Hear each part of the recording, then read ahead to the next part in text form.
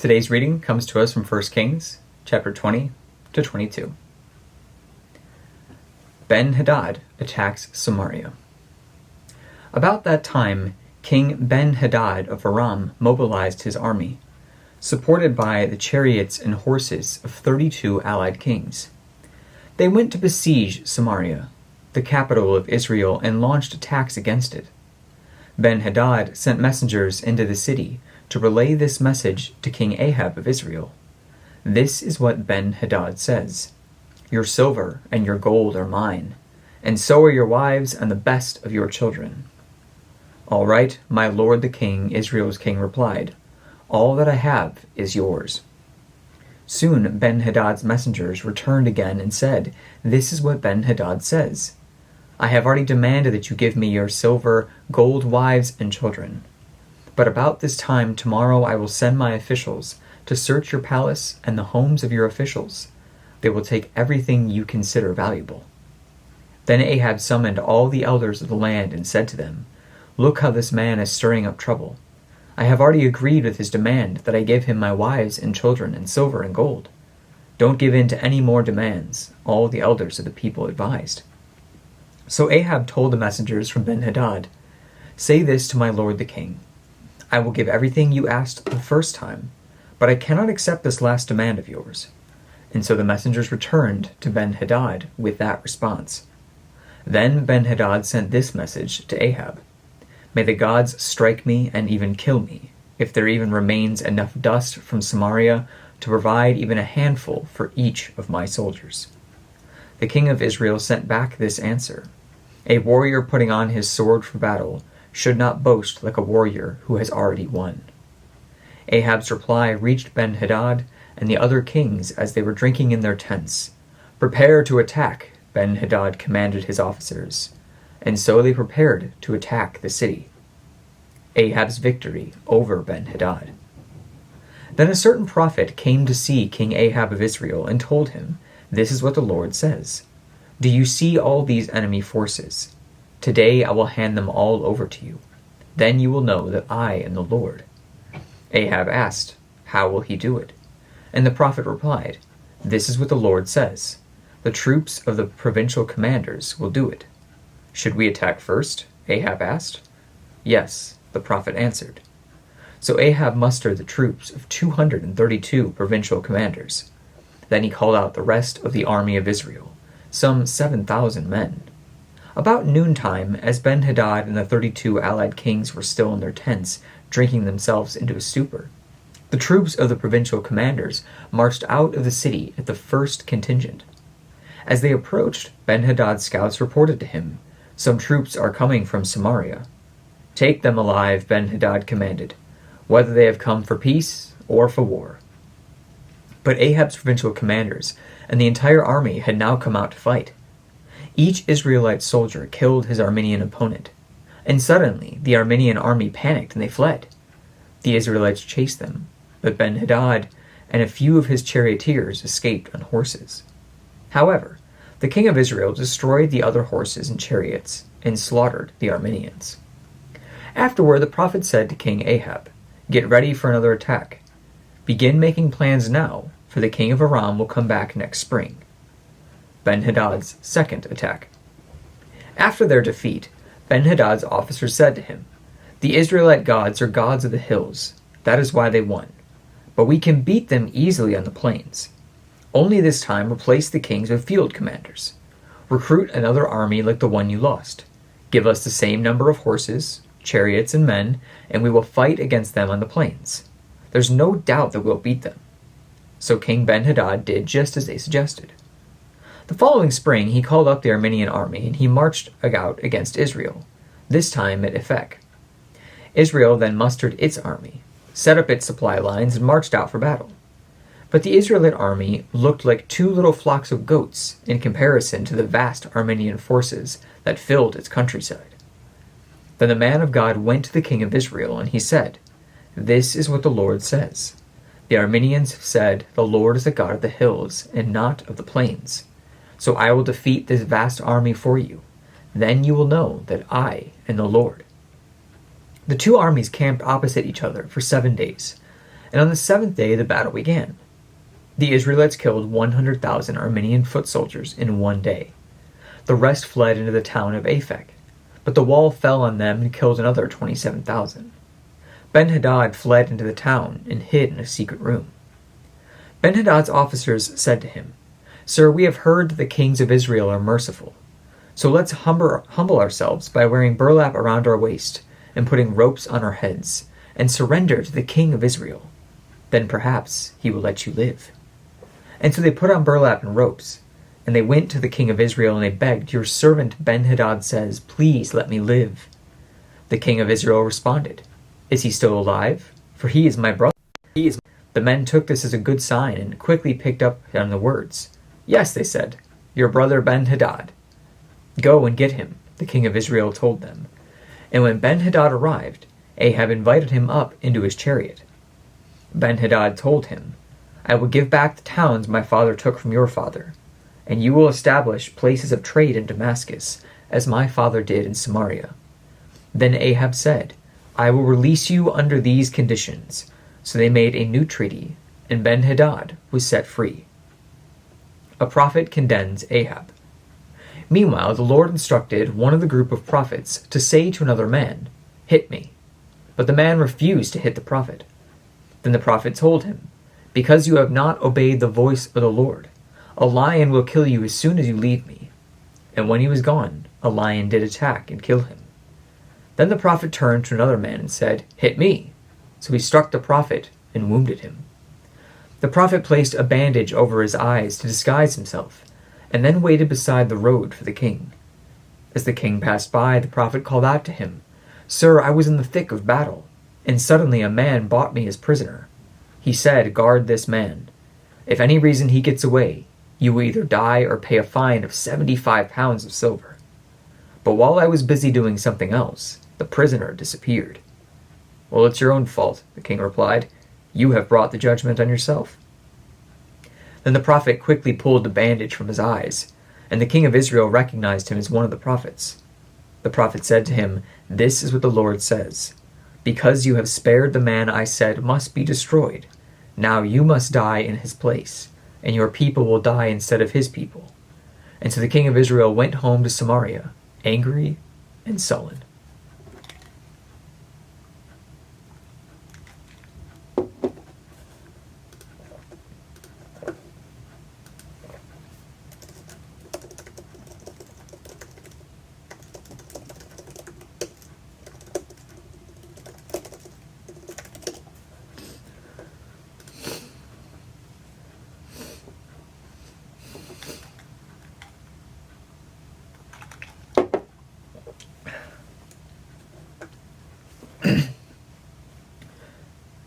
Chapter 21. Naboth's Vineyards. Now there was a man named Naboth from Jezreel, who owned a vineyard in Jezreel beside the palace of King Ahab of Samaria. One day Ahab said to Naboth, "Since your vineyard is so convenient to my palace, I would like to buy it and use it as a vegetable garden. I will give you a better vineyard in exchange, or if you prefer, I will pay you for it." But Naboth replied, "The Lord forbid that I should give you the inheritance that was passed down by my ancestors." So Ahab went home angry and sullen because of Naboth's answer. The king went to bed with his face to the wall, and he refused to eat. "What's the matter?" his wife Jezebel asked him. "What's made you so upset that you're not eating?" "I asked Naboth to sell me his vineyard or trade it, but he refused," Ahab told her.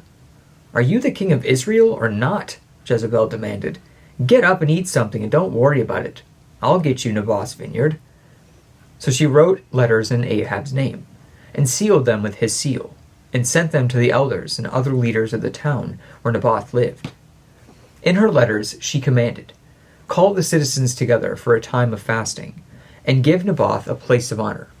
And then seat 2 scoundrels across from him, who will accuse him of cursing God and the king. Then take him out and stone him to death." And so the elders and other town leaders followed the instructions Jezebel had written in the letters. They called for a fast, and they put Naboth at a prominent place before the people. Then the 2 scoundrels came and sat down across from him. And they accused Naboth before all the people, saying, "He cursed God and the king."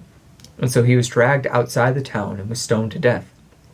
The town leaders then sent word to Jezebel, "Naboth has been stoned to death." When Jezebel heard the news, she said to Ahab, "You know the vineyard Naboth wouldn't sell you? Well, you can have it now. He's dead." So Ahab immediately went down to the vineyard of Naboth in order to claim it. But the Lord said to Elijah, "Go down to meet King Ahab of Israel, who lives in Samaria. He will be at Naboth's vineyard in Jezreel, claiming it for himself. Give him this message. This is what the Lord says. Wasn't it enough that you killed Naboth? Now you must rob him too? Because you have done this, dogs will lick your blood at the very place where they licked the blood of Naboth." "So, my enemy, you have found me," Ahab exclaimed to Elijah. "Yes," Elijah answered. "I have come because you have sold yourself to what is evil in the Lord's sight. So now the Lord says this to you. I will bring disaster on you, and I will consume you. I will destroy every one of your male descendants, slave and free alike, anywhere in Israel. I'm going to destroy your family as I did the family of Jeroboam, son of Nebat, and the family of Baasha, son of Ahijah, for you have made me very angry, and you have led Israel into sin. And regarding Jezebel, the Lord says, dogs will eat Jezebel's body at the plot of land in Jezreel. The members of Ahab's family who die in the city will be eaten by dogs, and those who die in the field will be eaten by vultures. No one else so completely sold himself to what was evil in the Lord's sight as Ahab did under the influence of his wife Jezebel. His worst outrage was worshipping idols, just as the Amorites had done, the people whom the Lord had driven out from the land ahead of the Israelites. But when Ahab heard this message, he tore his clothing, he dressed in burlap, and he fasted. He slept in burlap, and he went about in deep mourning. Then another message from the Lord came to Elijah. Do you see how Ahab has humbled himself before me? Because he has done this, I will not do what I promised during his lifetime.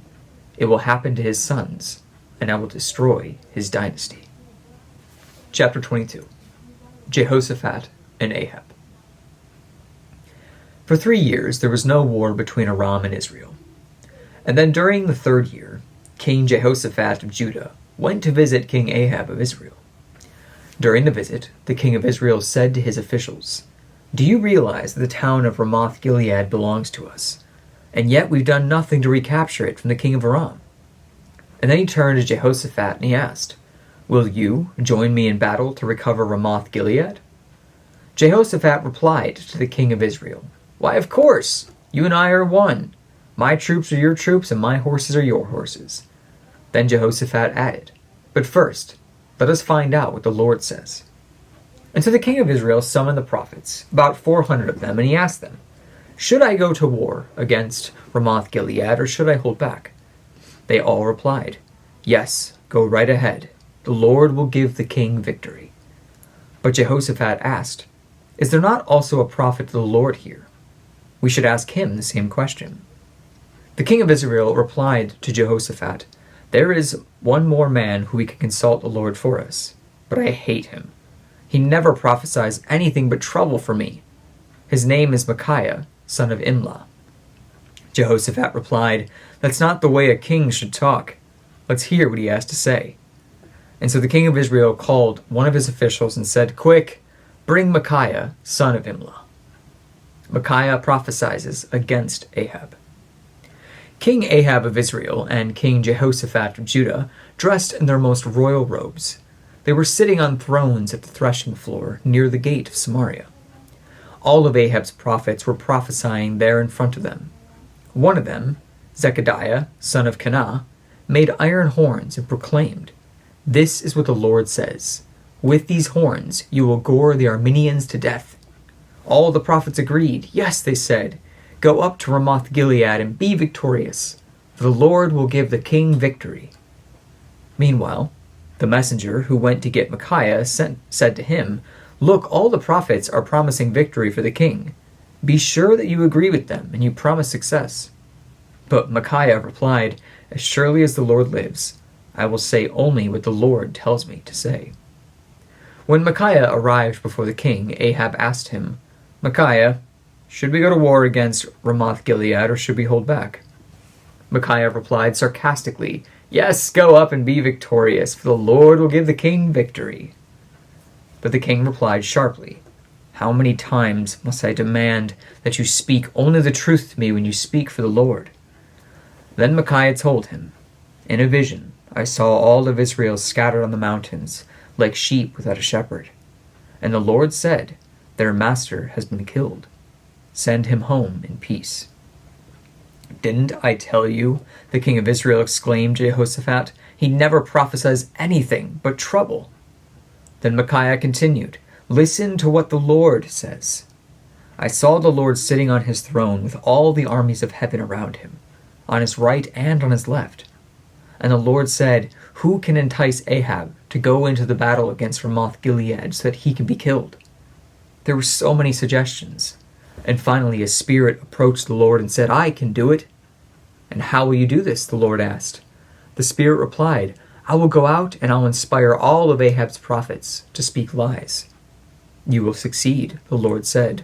'Go ahead and do it.' And so you see, the Lord has put a lying spirit in the mouths of all your prophets, for the Lord has pronounced your doom." Then Zechariah, son of Kenara, walked up to Micaiah and slapped him across the face. "Since when did the Spirit of the Lord leave me to speak to you?" he demanded. And Micaiah replied, "You will find out soon enough when you are trying to hide in some secret room." "Arrest him," the king of Israel ordered. "Take him back to Ammon, the governor of the city, and to my son Joash. Give them this order from the king. Put this man in prison and feed him nothing but bread and water until I safely return from the battle." But Micaiah replied, "If you return safely, it will mean that the Lord has not spoken through me." And then he added to those standing around, "Everyone, mark my words." The death of Ahab. So King Ahab of Israel and King Jehoshaphat of Judah led their armies against Ramoth-Gilead. The king of Israel said to Jehoshaphat, "As we go into battle, I will disguise myself so no one will recognize me, but you must wear your royal robes." So the king of Israel disguised himself, and together they went into battle. Meanwhile, the king of Aram had issued these orders to his 32 chariot commanders. "Attack only the king of Israel. Don't bother with anyone else." So when the Aramean chariot commanders saw Jehoshaphat in his royal robes, they all went after him. "There is the king of Israel," they shouted. But when Jehoshaphat called out, the chariot commanders realized that he was not the king of Israel, and they stopped chasing him. An Aramean soldier, however, randomly shot an arrow at the Israelite troops and hit the king of Israel between the joints of his armor. "Turn the horses and get me out of here," Ahab groaned to the driver of his chariot. "I'm badly wounded." The battle raged all that day, and the king remained propped up in his chariot facing the Arameans. The blood from his wound ran down to the floor of his chariot, and as the evening arrived, he bled out and died. Just as the sun was setting, the cry ran to the troops, "We're done for! Run for your lives!" So the king died, and his body was taken to Samaria and buried there. Then his chariot was washed beside the pool of Samaria, and the dogs came and they licked the blood at the place where the prostitutes bathed, just as the Lord had promised. The rest of the events of Ahab's reign, everything he did, including the story of the ivory palace and the towns he built, are recorded in the books of the history of the kings of Israel. So Ahab died, and his son Ahijah became the next king. Jehoshaphat rules in Judah. Jehoshaphat, son of Asa, began to rule over Judah in the 4th year of King Ahab's reign in Israel. Jehoshaphat was 35 years old when he became king, and he reigned in Jerusalem 25 years. His mother was Azubah, the daughter of Shili. Jehoshaphat was a good king. He followed the example of his father Asa. He did what was pleasing in the Lord's sight. During his reign, however, he failed to remove all the pagan shrines, and the people made sacrifices, and they burnt incense there. Jehoshaphat also made peace with the king of Israel. The rest of the events in Jehoshaphat's reign, the extent of his powers, the war he waged, are recorded in the book of the history of the kings of Judah. He banished from the land the rest of the male and the female shrine prostitutes, who still continued their practices from the days of his father Asa. There was no king in Edom at that time, only a deputy. Jehoshaphat also built a fleet of trading ships to sail to Ophir for gold. But the ships never set sail, for they met with disaster in their home port of Ezion-Geber. At one time, Ahaziah, son of Ahab, had proposed to Jehoshaphat, "Let my men sail with your men in the ships." But Jehoshaphat refused the request. When Jehoshaphat died, he was buried with his ancestors in the city of David, and then his son, Jehoram, became the next king. Ahaziah rules in Israel. Ahaziah, son of Ahab, began to rule over Israel in the 17th year of King Jehoshaphat's reign in Judah. He reigned in Samaria 2 years, but he did what was evil in the Lord's sight, following the example of his father and mother, and the example of Jeroboam, son of Nebat, who had led Israel to sin. He served Baal, and he worshipped him.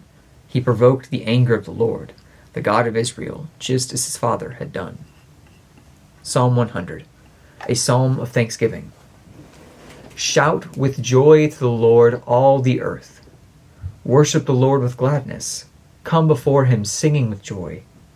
Acknowledge that the Lord is God. He made us, and we are his. We are his people, the sheep of his very pastures. Enter his gates with thanksgiving. Go into his courts with praise. Give thanks to him and praise his name. For the Lord is good. His unfailing love continues forever, and his faithfulness continues to each generation.